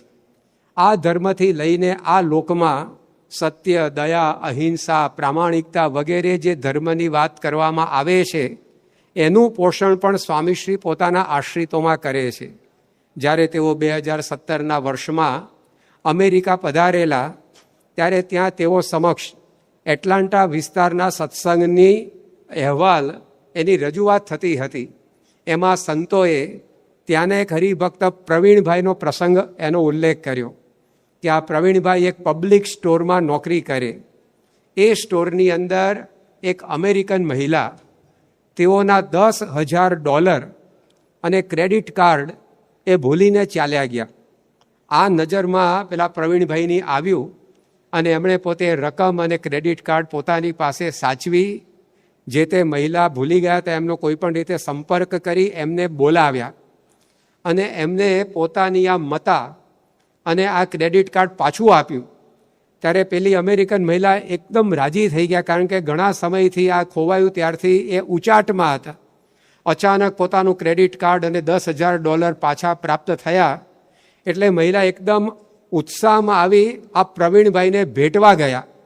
ત્યારે પ્રવીણભાઈ પાછા ખસ્યા.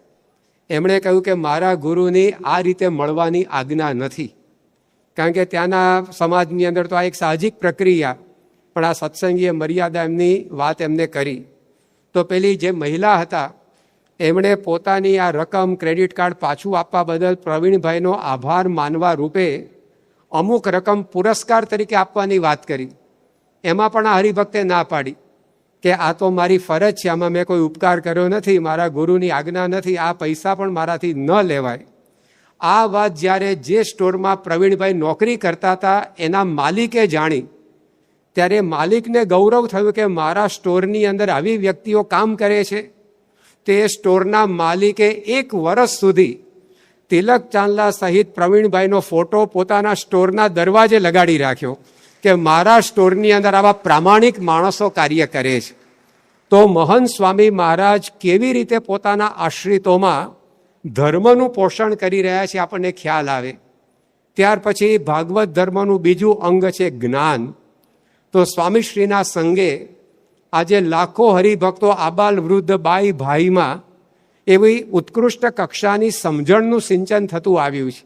જ્યારે સ્વામીશ્રી 2019ના વર્ષમાં આફ્રિકા પધારેલા, ત્યારે તેઓ સમક્ષ ત્યાંના એક સ્થાનિક હરિભક્ત મહેશભાઈની વાત રજૂ થઈ. આ મહેશભાઈનો 36 વર્ષીય દીકરો, જુવાન જોત દીકરો આકસ્મિક રીતે એ અવસાન પામ્યો, એનું ધામગમન થયું. કોઈ પણ પિતા માટે આ દુઃખદ પ્રસંગ ગણાય. એવા સંજોગોની અંદર પોતાના ગુરુ થકી પ્રાપ્ત થયેલી સમજણને કારણે આ મહેશભાઈ સ્વસ્થતા સ્થિરતા દાખવી શક્યા. એટલામાં આ મહેશભાઈના ગોડાઉનની અંદર ભયંકર આગ લાગી. જે કંઈ પણ માલ સામાન વ્યવસાયનો હતો બધો ભસ્મીભૂત થઈ ગયો. અને આ પ્રસંગની જાણ થતાં સંતો જ્યારે એમની સમક્ષ એમને આશ્વાસન આપવા ગયા, ત્યારે પણ એ મહેશભાઈએ સમજણની વાત સંતોને સંભળાવી. તે વખતે સંતોને મહેશભાઈમાં મિથિલાયામ પ્રદીપ્તાયામ નમે દહ્યતી કિંચન કહેનારા જનક રાજાનું મૂર્તિમાન ઉદાહરણ જોવા મળ્યું કે ઉપરા છાપરી આવા પ્રસંગો બન્યા, વ્યવહારમાં મુશ્કેલીઓ આવી, તેમ છતાં પણ એ હરિભક્તની સ્વસ્થતા સ્થિરતા અકબંધ રહી.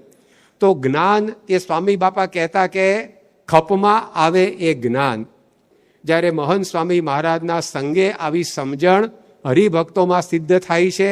આવા એક મહેશભાઈ નહીં, આવા એક હરિભક્ત નહીં, પણ આ સત્સંગમાં એવા સેંકડો હજારો હરિભક્તો છે કે જે પોતાના વ્યવહારિક, વ્યાવસાયિક, શારીરિક, સામાજિક સુખ દુઃખના પ્રસંગોમાં અત્યંત સ્થિરતા સાથે આ સત્સંગ કરે છે. ત્યાર પછી ભાગવત ધર્મનું ત્રીજું અંગ છે એ વૈરાગ્યનું. તો સ્વામીશ્રીના સંગે દેશ વિદેશમાં ઉછળતા સત્સંગી બાળકો, કિશોરો, યુવાનોમાં પણ આ વૈરાગ્યનો રંગ આપણને દેખાય. બાળ કિશોર યુવાનને આ વૈરાગ્ય સાથે સાંકળવાનો હેતુ એટલો છે કારણ કે આ અવસ્થા એ મોજીલી હોય, રંગીલી હોય, પરંતુ એવી અવસ્થામાં પણ સ્વામીશ્રીના સંગે સૌના જીવનમાં આ વૈરાગ્યની મહેક મહેકી ઉઠે છે.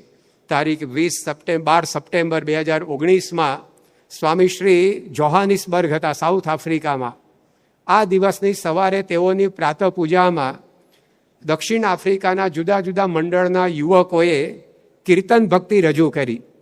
કીર્તન ભક્તિ પૂરી થયા પછી એ કીર્તનો ગાનારા યુવકોનો વિશેષ પરિચય સભા સમક્ષ પ્રસ્તુત થયો.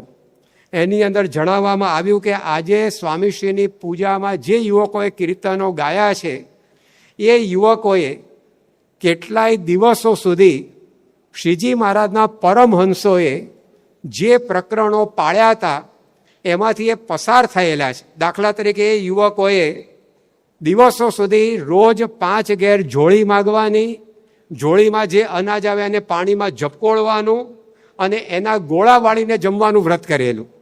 એની સાથે એ યુવકોએ મટકા રહિત નેત્ર રાખી અને સેકન્ડો સુધી નહીં, મિનિટો સુધી માળા ફેરવવાનું જે પ્રકરણ મહારાજે ચલાવ્યું હતું એ પ્રમાણે માળાઓ કરેલી. એ યુવકોએ મહિના દાડા સુધી ભૂમિશયન એટલે કે સીધું ભોંય પર જ સૂઈ જવાનું. હવે ત્યાં તો કડકડતી ઠંડી પણ પડે, એવા સંજોગોની અંદર આપણે રજાઈ ઓઢીને સૂઈ ગયા તોય ઠૂંઠવાતા હોઈએ, એમાં એ લોકોએ ભૂમિશયન કરેલું. એવા સંજોગોની અંદર આ યુવકો ઠંડા પાણીએ સ્નાન ત્યાં કરતા. આવા જુદા જુદા 5-7 પ્રકરણો જે શ્રીજી મહારાજે પરમહંસો માટે ચલાવેલા, એમાંથી આ બધા યુવકો પસાર થયા હતા. અને બધાએ શરત એ કરેલી કે આ જ્યારે આપણે પાળતા હોઈએ ત્યારે કોઈએ ફોટો પાડવાનો નહીં ને ફોટો પડાવવાનો નહીં, કારણ કે આપણે આ મહંત સ્વામી મહારાજને રાજી કરવા કરીએ છીએ, કોઈ પ્રસિદ્ધિ માટે કરતા નથી.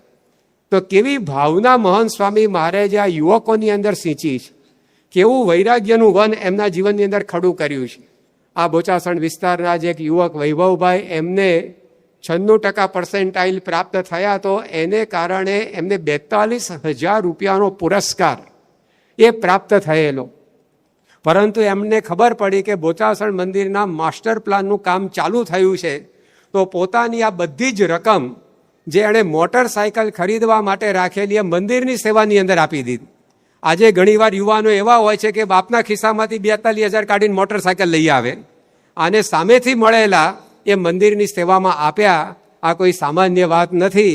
એક 20-25 વર્ષના યુવાનોના જીવનની અંદર આવી મોટી રકમો જે પોતાની ગમતી મોટરસાયકલ લાવવા માટે રાખી હોય એ મંદિરમાં સમર્પિત કરી દેવી. તો સ્વામીશ્રીએ કેવો બધો વૈરાગ્ય આ બધા એમના આશ્રિતોની અંદર સિંચ્યો છે.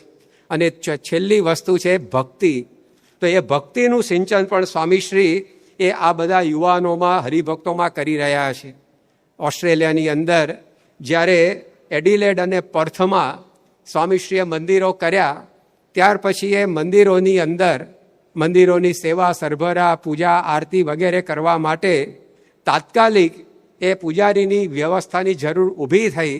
ત્યારે ત્યાંના એક તરંગ નામના યુવાને એવી પહેલ કરી કે એણે પોતાની નોકરી છોડી 4 મહિના એડિલેડ મંદિરમાં અને 4 મહિના પર્થના મંદિરની અંદર પૂજા કરી, ઠાકોરજીની સેવા આરતી.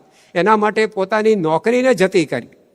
આજે સામાન્ય રીતે બહાર વાતાવરણ એવું જોવા મળે છે કે યુવાન અવસ્થાની અંદર મંદિરે જવું અઘરું પડે, પરંતુ એ જમાનામાં સ્વામીએ પોતાના આશ્રિત યુવકોમાં, હરિભક્તોમાં કેવી ભક્તિ સિંચી કે જેને કારણે આ યુવાનોને આવો વિચાર આવે કે ભગવાન માટે આપણે આ સમય આપવો છે, એની સેવાની અંદર આપણું જીવન એ ઝુકાવવું છે. તો આવી રીતે ભાગવત ધર્મ એકાંતિક સંતના યોગે પુષ્ટ થતો હોય છે, એ સ્વામીશ્રીના જીવનની અંદર આપણને દેખાય છે. એની સાથે સ્વામીનું મુખ્ય કાર્ય નિષ્ઠાનું પોષણ કરવાનું છે. તારીખ 3 નવેમ્બર 2019ના રોજ સ્વામીશ્રી રાજકોટમાં હતા. એમના ઉતારામાં શાસ્ત્રીજી મહારાજ એમની એક છબી લગાડવામાં આવેલી. એ સામે જોઈને સ્વામી એમને એમ જ સાહજિક બોલ્યા કે કેવો સંતોષ એમના જીવનમાં દેખાય છે. ત્યારે સંતોએ પૂછ્યું કે બાપા શાસ્ત્રીજી મહારાજને શેનો સંતોષ હતો? તો કે અક્ષર પુરુષોત્તમ પધરાઈ દીધા એનો, કારણ કે એમનું એ મુખ્ય કાર્ય હતું. તો સંતોએ સ્વામીને પૂછ્યું કે સ્વામી, જેમ શાસ્ત્રીજી મહારાજનું મુખ્ય કાર્ય અક્ષર પુરુષોત્તમને મંદિરમાં પધરાવવા તે હતું અને એ પૂરું થયું એટલે એમને સંતોષ થયો, તો આપનું મુખ્ય કાર્ય કયું છે? ત્યારે મહંત સ્વામી મહારાજે કહ્યું કે આપણું મુખ્ય કાર્ય નિષ્ઠા પ્રવર્તાવવાનું છે. તો આ એમનું મુખ્ય કાર્ય, એનું પણ પોષણ એમણે આબાલ વૃદ્ધ સૌમાં કર્યું. અક્ષર પુરુષોત્તમની નિષ્ઠા એમણે નાના નાના બાળકોથી લઈને મોટા બુઝુર્ગો સુધી સૌમાં ધરબી દીધી. રોજ એમની પ્રાતઃ પૂજામાં આપણે ઝીલીએ છીએ અક્ષરમ અહમ પુરુષોત્તમ દાસોસ્મી. 5-5, 7-7 વર્ષના બાળકો આ આપણને ધ્યેય મંત્ર, એ સાધના મંત્ર એ ઝીલાવે છે. સ્વામીએ બાળકોમાં નિષ્ઠાનું પોષણ કર્યું. સ્વામી આપણને અક્ષર પુરુષોત્તમની આરતી આ જ બોચાસણમાં આપી અને આજે આપણા કુટીર મંદિર, હરિ મંદિર, ઘર મંદિર, શિખરબદ્ધ મંદિરોમાં દેશ પરદેશની અંદર દિવસમાં 5-5, 7-7 વખત જય સ્વામિનારાયણ, જય અક્ષર પુરુષોત્તમ એનો ઘોષ એ ગુંજી રહ્યો છે. આ નિષ્ઠાના પ્રવર્તન માટે એમણે પોતે 9 જ વર્ષની અંદર 500થી પણ વધારે મંદિરો કરી અને નિષ્ઠાને જગ જાહેર કરી છે. તો જે ગુરુર વિષ્ણુ તરીકે ગુરુની સ્તુતિ કરવામાં આવી છે, તો મહંત સ્વામી મહારાજ પણ આવી રીતે પોતાના આશ્રિતોમાં ભાગવત ધર્મ અને નિષ્ઠાનું પોષણ કરી રહ્યા છે. એવા ગુરુને આજે ગુરુ પૂર્ણિમાના દિવસે આપણે પ્રાર્થના કરીએ કે આપણા જીવનમાં પણ એવી નિષ્ઠા વિશેષ દ્રઢ થાય અને આપણે પણ એમના સંગે એકાંતિક ભક્ત થઈ શકીએ. શ્રી સ્વામિનારાયણ ભગવાનની જય. ગુરુની શક્તિ સર્જન કરે છે, ગુરુની શક્તિ સંવર્ધન પોષણ કરે છે અને ગુરુની શક્તિ જ વિસર્જન કરે છે. તમામ પ્રકારની નકારાત્મકતાનું વિસર્જન કરે છે. એ પછી વિચારોની નકારાત્મકતા હોય કે પછી વર્તનની નકારાત્મકતા હોય કે પછી નકારાત્મક કુટેવો હોય, વ્યસનો હોય, વાસના હોય કે પછી નકારાત્મક અશ્રદ્ધા હોય. ગુરુની શક્તિ નકારાત્મકતાનું વિસર્જન કરે છે. આપણા ઋષિ મુનિઓએ સમજાવ્યું છે કે ભગવાન શંકરનું જે તાંડવ નૃત્ય એ બિહામણું નહોતું, સોહામણું હતું. It was a dance which was full of grace, beauty, elegance and art. તાંડવ નૃત્ય એ કેવળ વિસર્જક નહોતું પણ કલાત્મક હતું. તાંડવ નૃત્ય એ કેવળ વિસર્જન કરતું નહોતું પણ નવસર્જન પણ કરતું હતું. ગુરુની આ જે શક્તિ છે એ વિસર્જન કરીને નવસર્જન કરવું એવી એક તાકાત રહેલી છે. અત્યારે સમાજની અંદર અને વ્યક્તિની અંદર એક મોટી સમસ્યા છે. એ કઈ સમસ્યા?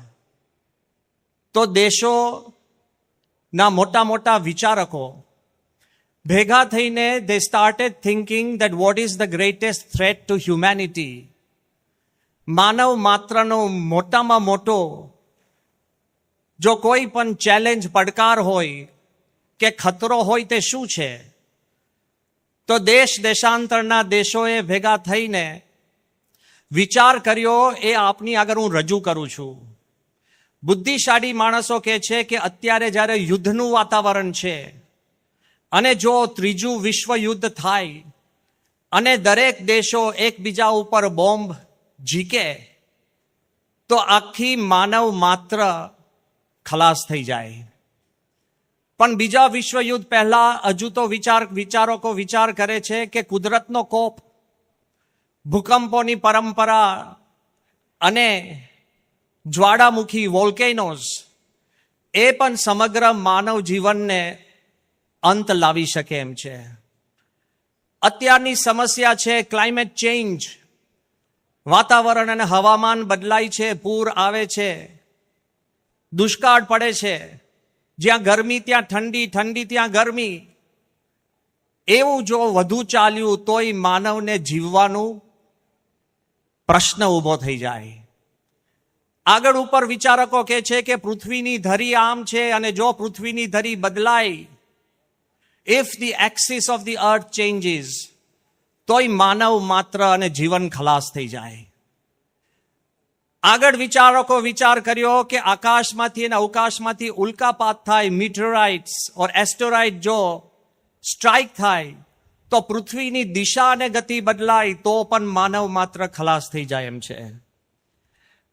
બુદ્ધિશાળી માણસોએ વિચાર કર્યો કે હમણાં જેમ કોરોના વાયરસ થયું એવું માનવ સર્જિત કોઈ બાયોલોજીકલ વેપન કે કેમિકલ વેપન ઊભું થાય તો પણ માનવ માત્ર ખલાસ થઈ શકે એમ છે.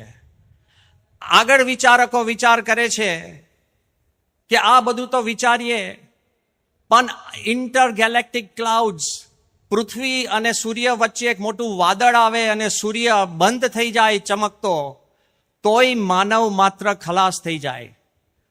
એનાથી આગળ વિચાર કરે છે કે કદાચ પરગ્રહોમાંથી કોઈ જીવ સૃષ્ટિ આ પૃથ્વી પર આવે અને માનવ જોડે જો યુદ્ધ કરે તોય માનવ માત્ર ખલાસ થઈ જાય, એલિયન થ્રેટ.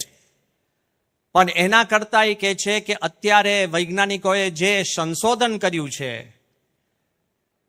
મનુષ્ય કરતા પણ વધારે બુદ્ધિશાળી મશીનો, સ્માર્ટ મશીન્સ, સ્માર્ટ રોબોટ્સ, અને એ મશીનને એવું લાગે કે આ બુદ્ધુ માણસ આ પૃથ્વી ઉપરનો શાપ છે, તો રોબોટ્સ જ માણસને ખલાસ કરે તો માણસ માત્ર પણ ખલાસ થાય. આ બધા વિચારોનો સમૂહ ભેગો કરીને પછી એ લોકોએ સાર શું કાઢ્યો ખબર છે? બુદ્ધિશાળી લોકો કહે છે કે આ બધું થાય એ પહેલા મોટામાં મોટો પડકાર અને મનુષ્યને મોટામાં મોટો ખતરો હોય તો નકારાત્મકતા, નેગેટિવ થોટ્સ, નેગેટિવિટી, આપઘાતના વિચારો, નિરાશા, ડિપ્રેશન, હતાશા, આ બધાનો કોઈની પાસે ઉપાય દેખાતો નથી. ત્યારે આપણા માટે એક સંતોષની વાત છે કે એવા ગુરુહરિ પ્રાપ્ત થયા છે કે આપણી નકારાત્મકતા અને સકારાત્મકતામાં ફેરવી શકે એવી તાકાત છે. નકારાત્મકતાનું વિસર્જન કરી અને સકારાત્મકતાનું સર્જન કરી શકે. 2017નો પ્રસંગ છે જ્યારે આણંદની અંદર પ્રમુખ સ્વામી મહારાજનો 97મો જન્મ જયંતિનો ઉત્સવ હતો. ત્યારે મહાનુભાવ તરીકે નઝીમ અલ કુદસી, જે સિરિયાના રાજા અને સિરિયાના પ્રેસિડન્ટ, એના વંશજમાં આવે. આ નઝીમ અલ કુદસી એ પોતે ઇન્વેસ્ટ આબુધાબીના સીઈઓ એક સમયે રહી ચૂક્યા હતા. અબજો ડોલરની સંપત્તિ અને સમૃદ્ધિ જેને ભોગવી હોય, અને એ જ્યારે તીર્થવાસી બની અને અહીંયા આગળ મહંત સ્વામીના દર્શન કરવા આવ્યા. ગઈકાલે જ મેં એમને ફોન કર્યો અને મેં પૂછ્યું કે તમે મહંત સ્વામીના દર્શન કર્યા, એમાંથી તમને શું યાદ છે? આ 8 વર્ષ પહેલાનો આ પ્રસંગ છે. અને એમને સહજતાથી કીધું કે one thing I will never forget, એક વસ્તુ હું ક્યારેય ભૂલી નહીં શકું. When I came with a cloud of negativity. એક નકારાત્મકતાનું વાદળ લઈને હું આવ્યો હતો. In my life I meet international heads and international religious leaders. દુનિયાના નામાંકિત ધર્મગુરુઓ અને નામાંકિત વિશ્વ માનવોને હું મળું છું. અમુક વ્યક્તિનો કોઈ સુધારો જ નથી. એ નેગેટિવિટીથી હું મહંત સ્વામીને મળવા આવ્યો હતો. અને જ્યારે મેં મહંત સ્વામીને પ્રશ્ન પૂછ્યો કે આટલી બધી નેગેટિવિટી આ પૃથ્વી પર છે તો મારું શું થશે, અને મહંત સ્વામીએ જે મને જવાબ આપ્યો હું આશ્ચર્યચકિત થઈ ગયો. મહંત સ્વામીએ કીધું કે એ નેગેટિવિટી અને તારે કઈ લેવા દેવા નથી. તું ખાલી એક ટેવ પાડ કે learn to focus on the good and learn to C only the good. તો દુનિયામાં ગમે તેટલી નેગેટિવિટી હશે પણ તું પોઝિટિવ રહીશ, તને કોઈ આડ અસર થશે નહીં.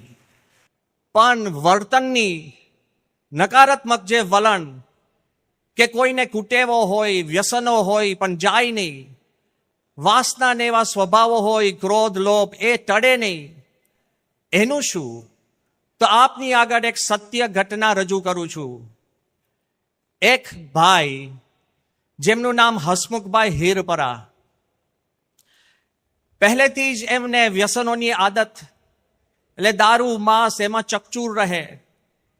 એના કારણે એનો તામસિક સ્વભાવ કે અખંડ એક પ્રકારે સાધુ સંતો અને ભગવાન અને દૈવી વસ્તુનો એ અભાવ અવગુણ સિવાય કશું જ લે નહીં. એમાં ભગવાનનું કરવું એવું થયું કે 2001માં એમનું સગપણ થયું તો કોઈ સત્સંગી બહેન સાથે થયું. લગ્ન થાય એની માટે એને પોતાના સ્વભાવ ક્ષણ માત્ર માટે દબાવી રાખ્યા અને લગ્ન થયું. અને પછી પૂરેપૂરા સ્વભાવ ઝડક્યા. ધર્મપત્નીને મંદિરે જવા ના દે, અને સામે પણ જે પાત્ર હતું એ ચુસ્ત સત્સંગી, શ્રદ્ધાવાન, નિયમ ધર્મ પાડે, ભક્તિવાન. આ બાજુ હસમુખભાઈ એના સ્વભાવ એટલા ઝડક્યા કે એ રોજ અભાવ અવગુણ તો કે ઝઘડા કરે, પણ ત્યાં સુધી કે જમવામાં એના ધર્મપત્નીને ડુંગળી ખવડાવવાનો આગ્રહ રાખે. ઘણીવાર ઘરની અંદર પાણીનું માટલું હોય એની અંદર ડુંગળીનો દડો નાખે. આ સામાન્ય વાત લાગે છે પણ એક્સ્ટ્રીમ વાત છે. ત્યાં સુધી કે ભૂલે ચૂકે ઘરમાં આરતીની ઘંટડી વાગે અને આમની ગાડાગાડી શરૂ થઈ જાય. આપણે જેમ આરતી ગાય ને તે નિત્ય આરતી, ગાડાગાડી. સાધુ અને ભગવાનો તો એને ત્યાં જોઈને ભડકે. માંડ માંડ એમના ધર્મપત્ની છાની છૂપી રીતે મંદિરે જાય ન જાય. પણ આ ક્યાં સુધી પહોંચ્યું કે કુદરતનું કરવું એ કે એના ધંધાની અંદર એમના મિત્રો જ એમને બનાવી ગયા અને ધંધો ખલાસ થઈ ગયો અને એમને આપઘાતના વિચારો આવવા માંડ્યા. 2 વાર તો પ્રયત્ન કર્યો. 2018ની સાલ અને બોડેલી દર્શન કરવા ગયા ખાધા પીધા વગર. જેવા મહંત સ્વામીના દર્શન કર્યા અને એના અંતરમાં એટલી શાંતિ થઈ. તો આપની આગળ હું વાત કરું છું કે કઈ રીતે એના વ્યસનો ખરી ગયા, કઈ રીતે સ્વભાવો બદલાઈ ગયા, કઈ રીતે એના દિલમાં શ્રદ્ધા પ્રગટી, એમને પણ ખ્યાલ નથી. સહજતાથી, જેમ મેં કીધું, તાંડવ નૃત્ય એ બિહામણું નથી, સોહામણું છે. એમાં આક્રમકતા નથી, નાજુકતા અને નમ્રતા છે. મહંત સ્વામીએ જે એને નવું જીવન આપ્યું, પણ ક્લાઇમેક્સ ઇઝ એ હસમુખભાઈએ આજે 250 માણસોને શ્રદ્ધાવાન બનાવ્યા છે. અને એના મનમાં દ્રઢતા છે કે ખરેખર ભગવાન અને ગુરુની શક્તિ આપણને સાચા માર્ગે વાળે છે. તો તમને જેમાં શ્રદ્ધા હોય, એ પછી મા બાપમાં હોય કે સંતાનમાં હોય, તમને ખુદમાં શ્રદ્ધા હોય, એ પછી જે ઈષ્ટદેવમાં શ્રદ્ધા હોય ને જે ગુરુમાં શ્રદ્ધા હોય, મહંત સ્વામીની એવી પ્રકૃતિ છે, તમને જેમાં શ્રદ્ધા હોય એ તમામમાં શ્રદ્ધા વધુ દ્રઢ બનશે, એવા એમના આશીર્વાદ હોય છે. લુક એટ ધી જેનરોસિટી, કે તમે હિન્દુ ધર્મ પાળતા હો કે ન પણ પાળતા હોય.